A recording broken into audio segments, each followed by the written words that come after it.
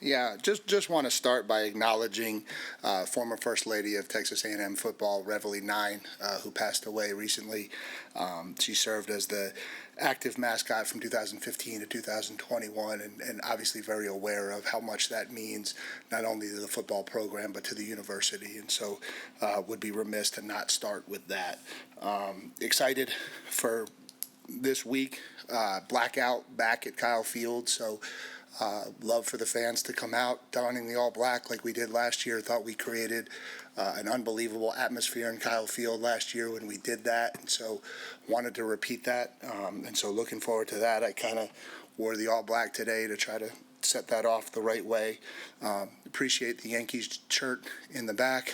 Can't stand the Red Sox hat in the front as we get going into the MLB playoffs. It'll be a great series starting Tuesday night in the Bronx. And then just looking back on Auburn, just kind of starting with players of the week. Scout team offense was Luke Braden. On defense, it was Tommy Colligan. And special teams player of the week was Jesse Chukwu. Lineman of the week, offensively, we went with Demetrius Crownover. I thought that was his most complete game since we've been here. I thought he played really physical in the run game, did a really good job in the protection. Was one of the few kids who I didn't agree with the penalty, and so there wasn't a lot of options if you eliminated penalty guys on the offensive line, but I thought he played a really, really good game. Defensively, DJ Hicks continues to make really big plays. I thought that sack he had in the first quarter on the short field was one of the biggest plays in the game, so it was great to see him do that. Our players of the week, offensively, obviously Le'Veon Moss. Thought he carried the load for us on offense, had a really, really good day running the football against a really strong rushing defense. Defensively was Torian York. Just made a ton of key big plays throughout the course of that game, and felt like every time we needed one, he was the one making it. And then our special teams player of the week, and this one deserves a little bit of a shout out, is Jared Kerr. And I just think anytime we can acknowledge kids in this program who are giving everything they have for Texas A&M football, maybe not exactly in the role that they hope for. Jared's a fourth-year player, I'm sure would love to be the starting safety, and in a lot of programs probably could be the starting safety, and has decided to stick it out with us to be an Aggie and to contribute, and really does a really phenomenal job playing for us on all four units. And so when we looked at the film, I think it played out exactly like we talked about it. I think defensively we played really, really well. I don't think there were a lot of things when you went back and watched the tape where you said, last year there were times where you would watch the tape and there'd be 4, 5, 6 plays where you're like, oh, thank God they didn't find him or they didn't see him. The tape was clean. I thought we did a really, really good job leveraging and defending them. I think that showed in the stats and the results. Was really proud of how we played the fourth quarter. When they got the lead, they got the score and got it down to 13-10. They never got another first down. I thought that was just a tribute to the character of the team and the group, and so that was exciting.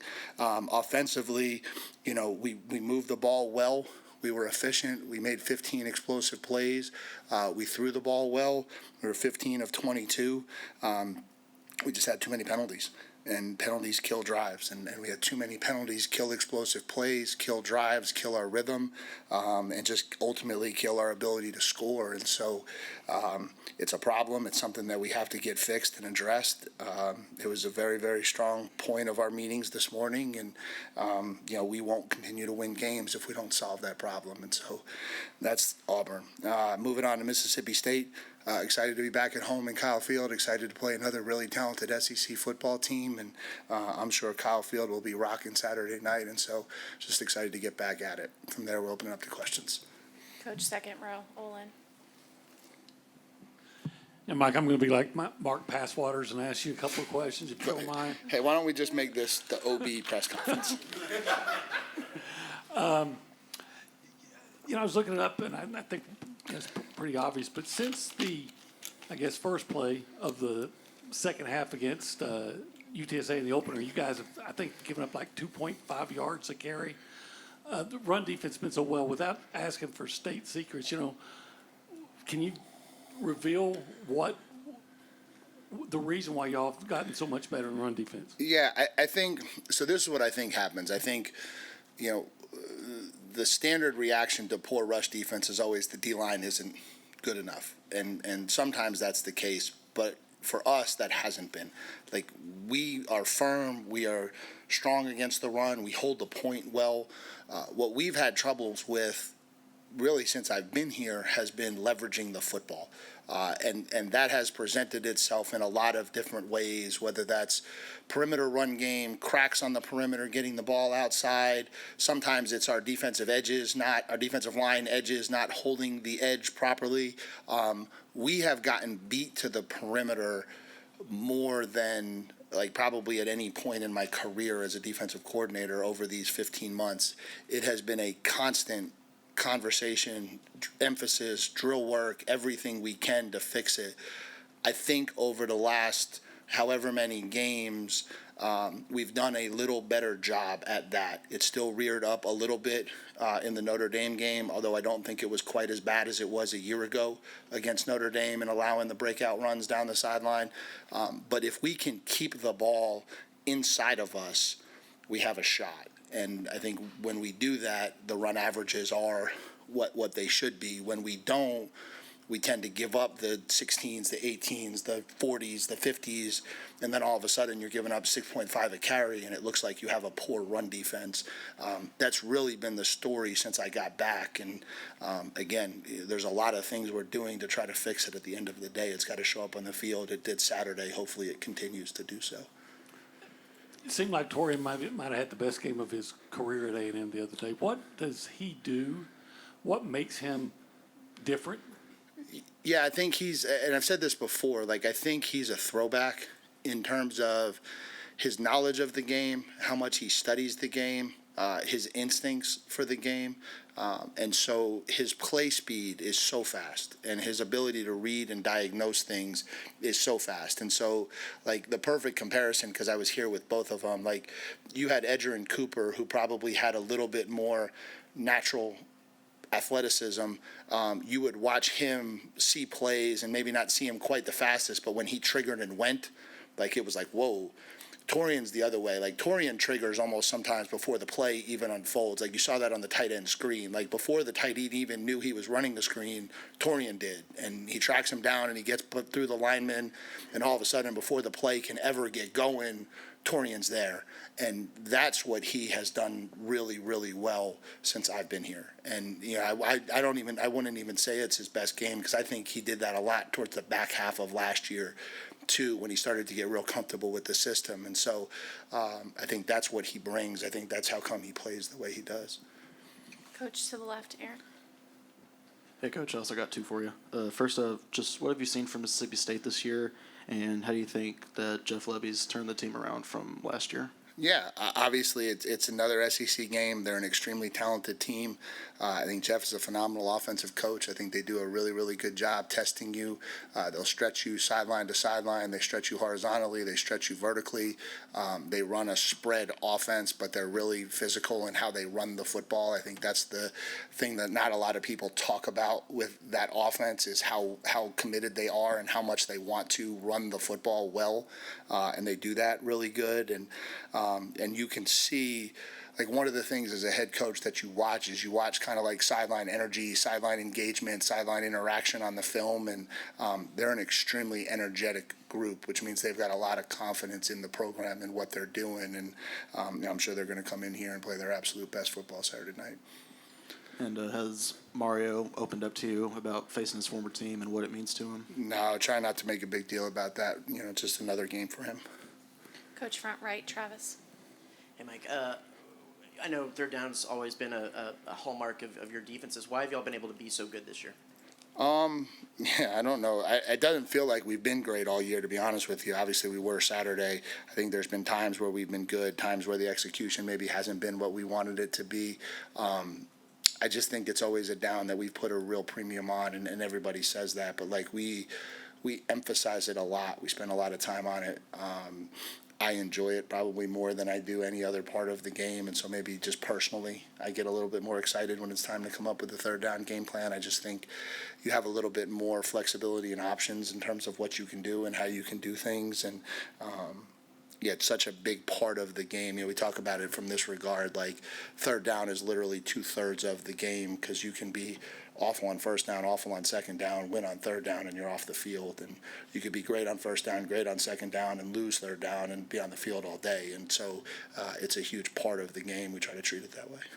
With the amount of second-year guys in your system, does it feel like you can have some more versatility in what you want to do this year as opposed to last year, maybe? Yeah, I think so. I think, as the guys continue to get more and more comfortable with what we're asking, what they're doing, I think we also have a better feel for who's good at what. That helps too. And so it's kind of a two-way street. I think we know what everyone's skill set is, and I think they understand what we're asking of them and what the responsibility is. And so we've been able to probably take things to another level. And Scooby status update for this week? Yeah, he'll be day to day. Coach all the way in the back, Donna. Coach, going a little bit deeper into Torian, you've had a relationship with him for a while, having had the opportunity to recruit him as well. Just when did you see those qualities pop up where, you watch him get the defense basically set? I mean, I know obviously he's been a captain since his sophomore year, but did you see that while you were recruiting him as well, that he's able to really keep everybody on the same page? Yeah, I don't know that you see the football IQ to the level that you do when you have him here. I think what always stood out to me was how he played the game. Like, we watched game film on him, we watched him play the game, and he always played the game really, really well. And so, sometimes production carries from level to level. And I think sometimes people get caught up in the height, weight, speed components of recruiting and what all of that looks like. For Torian, the production has carried. The same production that he was able to create in high school is the same production he's been able to create in the SEC, and I think that's just a testimony to who he is. Then when you get in the college environment with them, really, and you sit down, you spend time with them, I think that's when you start to really figure out how much of a student in the game he is, how the game kind of slows down for him, and what he's able to do. And then just on Des Ricks after this past weekend's game, just how have you seen his confidence continue to grow and as he's progressed? Yeah, it's been awesome to see him mature. I think that's really what's happened. And I think, and I said this at the beginning of the year, I've said this a few times throughout the offseason, we asked a lot of him last year. We were thin in the secondary. We didn't have the depth that we wanted. When we lost Javon Thomas for a really long time from an injury standpoint, it made it really hard. And so he carried, not only a high level of stress playing corner in this league as a redshirt freshman, but also the volume of snaps that we asked him to play. And so I think his body really wore down. And so we thought he was really good for the first half of the year and struggled down the stretch. And it just was really good to see him this offseason just commit to growing and developing and getting better. And then when the kid goes out and gets rewarded for it, I think that only helps his situation. To the left, fourth row. Howdy, Coach. Howdy. So Bothwell and Booth, their running backs, last weekend combined for like 40 carries for almost 200 yards. When you see that, does it kind of remind you of Notre Dame of facing a couple of running backs that are really talented, but then you got a quarterback that can move around and throw it as well? Yeah, I just think systematically it's a lot different. And so, yes, from a standpoint of talented, yeah, for sure. They're an extremely talented backfield. We saw that firsthand with Booth last year. He had a really good day against us last year. We didn't see the quarterback. I thought they were a more efficient offense when he was playing quarterback last year. They're certainly a more efficient offense with him at quarterback this year. It's just a different style of offense, and so the plays come at you a little bit differently, and so I don't know that you draw that comparison to Notre Dame. You're featuring a really talented group. Front right. David, second row on the right. Mike, has anything surprised you through 4 games this year, maybe somewhere where you're better along than you expected before the season started? Probably the defensive line. I think that was one, you never know until you know. And I think we were quietly hopeful. I think you knew that from some of the conversations we had. I think we felt like we were going against a really good SEC offensive line. We felt like we were holding our own. We felt like we would be able to rush the passer. Like we felt like we were going to be able to do some of those things. To see that play out especially in the Notre Dame game and the Auburn game. I think that's probably, I don't know, I would say complete surprise, but probably the biggest positive to take away from what we were. And then the explosive plays on offense. That was such a huge emphasis in the offseason. And so for us to be able to go down and do that, I think that's been really good. Sorry, let's go to Carter next because I didn't mean to cut Carter off. It's all good. David raised his hand about 6 times. Yeah. You mentioned after the game about sort of the pressures that they were doing on third down that gave you guys some trouble. Was that like a protection call mess up, or what kind of led, do you think, to some of those breakdowns? Yeah, I mean, some of it was just they had more than we did, and they did a really good job. It was a credit to them. I don't know that we went into the game anticipating some of the looks that we got in terms of sheer numbers. They did a good job of kind of changing some of the rhythm of how they brought some of the pressures. I thought we adjusted as the game went on and had a better feel for it as the game went on. But I think early on, I think they sprung some things on us that maybe we weren't ready for the way we should have been, and that's on me and that's on us as a staff. And Mario Craver, just his recruitment, what do you kind of remember about it and what it took to kind of land him? Yeah, a lot of work. Obviously, there was a little bit of a relationship with Coach Wiggins. Coach Wiggins, obviously, being from was in Alabama at the time that Mario was coming out of high school, and so there was that level of familiarity. There was obviously a huge need on our part to get an explosive playmaker. I think that was attractive to him. We were able to get him here and get him in the boat. To the left, Alex. You mentioned leading up to the season how much getting Tyreek Chappelle back would be a boost to your secondary. Now that you're 4 games in, just what has stood out to you the most about what he's been able to actually provide this secondary? Yeah, it's been good to see him get healthy. Like, I don't know, a lot of people asked about Le'Veon. Le'Veon probably got back a little bit quicker even than Tyreek did. Just sometimes it plays itself out that way. And so I think Tyreek has still been trying to get healthy, and I think coming out of the bye week, that was the healthiest he's been. And I think he had a really, really good 2 weeks of practice where he felt good, his knee felt good, he felt like he was able to cut and start to kind of grow and develop, and I think that showed Saturday. I think Saturday was probably his most complete game of the year, just from a coverage standpoint against some pretty talented receivers, and what he does is he adds an ability to play slots a lot of different ways, and I think when you have the ability to play different ways on the slot, it gives you a lot of flexibility in what you can do on defense. And then you mentioned multiple times the need to clean up the penalties. Just how does that practically play out during the week? Is that just classic sprints and up downs, or is there another method to that madness? All right, so I'll let you guys in. So I've tried all kinds of things. So today what we started was the Texas A&M football coaches Cabo Fund. And so what's going to happen now is every time one of our players gets a penalty, they're going to contribute to the coaches Cabo Fund. And so we'll see if that works. Front left, Mark. Just one You question. weren't expecting that one, Mark, were you? No, that one's hard to follow. That one caught you off guard a little. Just how much of a luxury is it to have a healthy Tyreek, have Will Lee, and have Dez playing at this level? How much more does it open up what you can do defensively? Yeah, I think it does a lot. I think it allows us to get into some structures where there's less stress on the defensive line.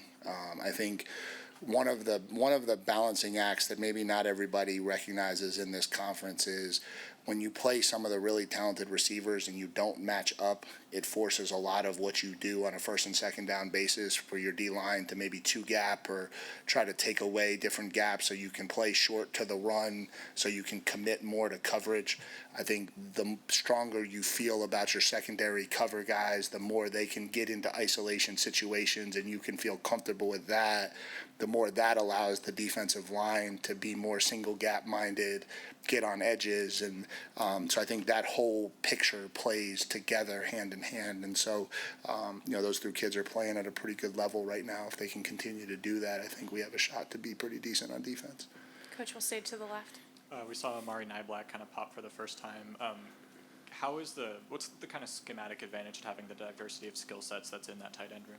Yeah, I think it presents a lot of problems for defenses in terms of how they match up with us. And, the way that you would match up with Amari is different than maybe the way you would match up with Nate is maybe different than the way you would match up with Theo. And I just think it puts some stress on a defense to figure out who's in the game and how they want to handle that position. And then there's times where we've got two of them on the field, and I think that creates even more layers to it. And so those three guys have very diverse skill sets. You also saw Mike O'Reilly get in on Saturday a good amount, and I think he's continuing to grow. He was a little bit banged up in camp, and so he's now healthy and had quite a few good weeks of practice now. And so it's good to get him and even adding another dimension to that room. Coach will stay to the left. Matthew. Coach, you talked a lot about fans having to get rid of the whole battered Aggie syndrome and fear of losing. How have you seen that transformation with the players, especially closing out a one-score game? For the record, I never brought any of that up. That was always brought up to me. So I did not get in front of any cameras and talk about any syndromes. Those questions continue to get asked of me, and I provide answers to them. I don't know that I would say that way for our players. What I would say about our players is, and you guys who follow this program know this, it's been a rough go for the kids who have been in this program for 4 years, 3 years. They went through some losing. They went through losing some close games. They went through some heartbreaking losses down the stretch. We certainly experienced our fair share of them last year as well. And so they're learning that they have the ability to control the outcomes of the games, and that's a powerful mindset, right? To know that you can go out there and make the plays that you need to make down the stretch to win football games. And I think every time that happens, it adds a little bit of confidence to what we're capable of doing. And so, it doesn't guarantee you results moving forward for sure, but I think when you get in those situations, you feel a little bit more comfortable and a little bit more confident that you can get the job done. Front row, Robert. Of course, my question is about penalties. Sure. I mean, there are good ones, and so my question was going to be, you're going to probably have a few a game. So is there an over-under in your mind, like 4 and 5? Is like, where's your Cabo line where if you go over this, let's say, because you're going to have a few penalties. Yeah, no, listen, so I think the pre-snap and post-snap ones drive you crazy as a coach. You should have 0 of those. Like, we should never have false starts. We should never have procedure penalties. We certainly shouldn't have things happening after the whistle. Those are all discipline things. Those all fall, and I take those all very personally. Those are on me. Those are the result of a really poorly coached football team. And so that's how I feel about those. I think when you talk about, we used this word last year, like inaction penalties, I think there's times where those are going to come up. There's so many 50-50 situations that kids get into where, one play they get away with something, one play they don't get away with something, and inevitably those things will happen, whether that's a holding penalty, whether that's a defensive holding penalty, something along those lines. I don't know that I have a number, but you kind of evaluate each penalty as you look at it. And, of the 13 that we had on Saturday, I would probably say I was okay with 2 of them. And so, that's not good. That's not where we need to be, and that's not something that I'm comfortable with. And, again, I can sit up here and talk about it, but at the end of the day, I got to get it fixed on the field, and that's my job. And so I'm going to try to get that done. Back to the right, front row, Travis. Yeah, one more real quick going back on third downs. You mentioned they're just fun for you. When did that start, and kind of what makes scheming that up so much fun for you? Probably all the way back to Bowling Green, to be honest with you. And it kind of became a little bit of a game we used to play with, like, how many people did we have to bring to get a free runner at the quarterback? We used to try to find creative ways to, so like you would look and you'd see a lot of teams run 6 or 7 men pressures. And I would always be like, oh, well, that's easy. If we have 7 and they have 6, that's no fun. Let's try to figure out creative ways where we can bring a third guy and see if we can get him free, or a fourth guy and get him free. And I just think you started studying protection, started to kind of find the nuances of how offenses worked. It helped me as a coach being around offensive head coaches. I've spoken a lot about that, but there's just a different way. Obviously, offenses look at offensive football, and so I never really grew up in that defensive culture, defensive mindset, had a defensive mentor, and so I kind of had to figure a lot of stuff out, and I did a lot of it through an offensive lens, and maybe that's where some of it comes from. Any other questions for Coach? Awesome. Thank you, guys.